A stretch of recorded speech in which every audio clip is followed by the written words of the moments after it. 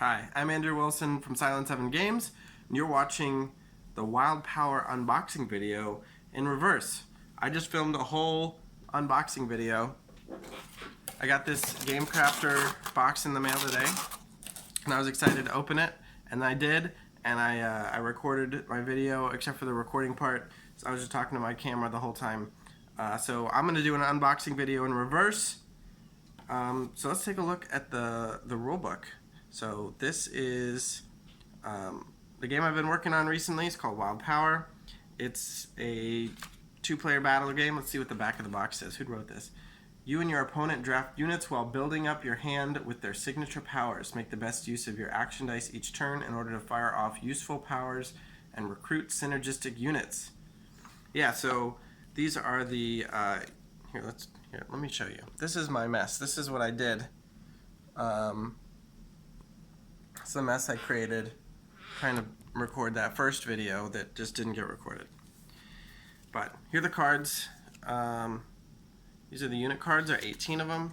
There are 6 green, 6 purple, and 6 orange cards. So here's Striker, Bravo Elite. I won't go through all of them, but those are a couple orange ones. We have Chaos Mage and the Vexing Fairy and the Green Stalk and Ranger Dryad. So you can see that each of these cards has a few features, right? As cards tend to have. Here's Leaf Spirit. You can see from the symbol here that she's green. She's got 4 health. She's got 3 stats, a green stat, orange stat, and a purple stat. No, if I can get it to focus, let's find out. Absolutely not.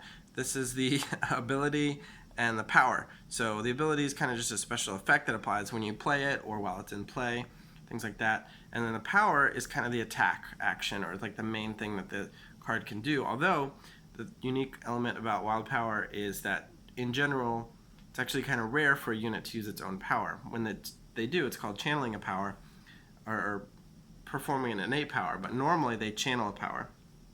So to channel a power, you will have maybe the Leaf Spirit here is going to perform a power, and she's going to perform the power of the Ether Unicorn.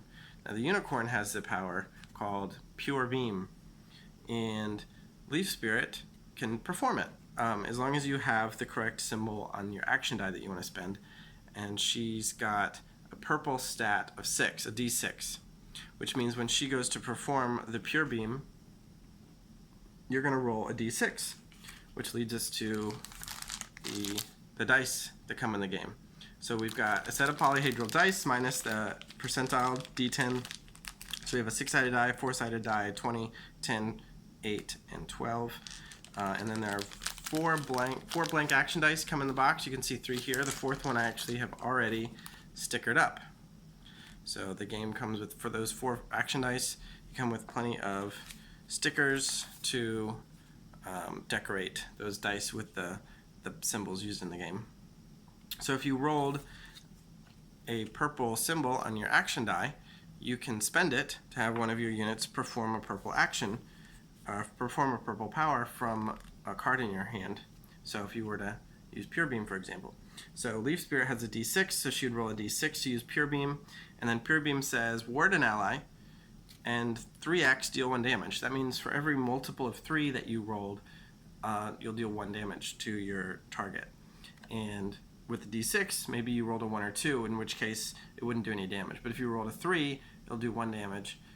And if you roll a 6, it'll do 2 damage because you've rolled 2 multiples of 3. And then ward an ally means you get to give one of your allies the warded condition. So we have these condition cards. They're actually, Game Crafter ships these mini cards unpunched, actually, which is interesting.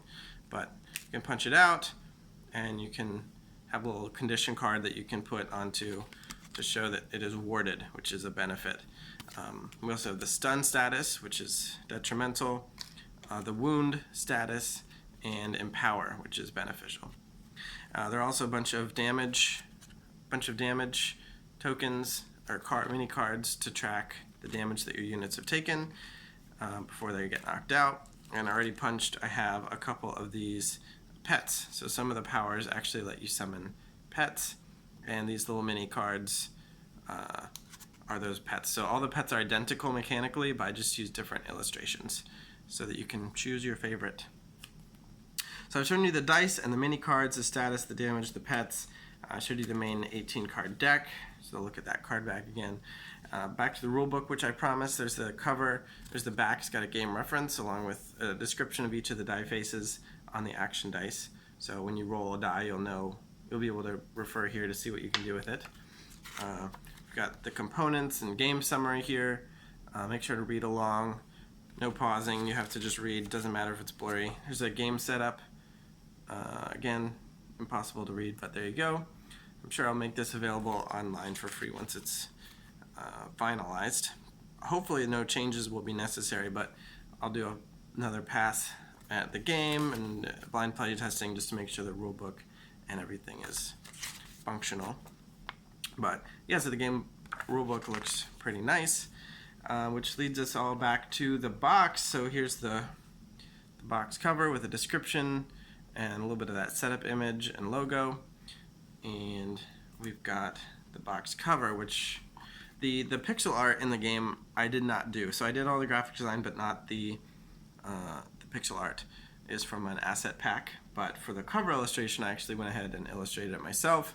As you can see, I'm not a great artist, but there you go. So you can see what's on the box and also what's inside the game actually on the cards through this video.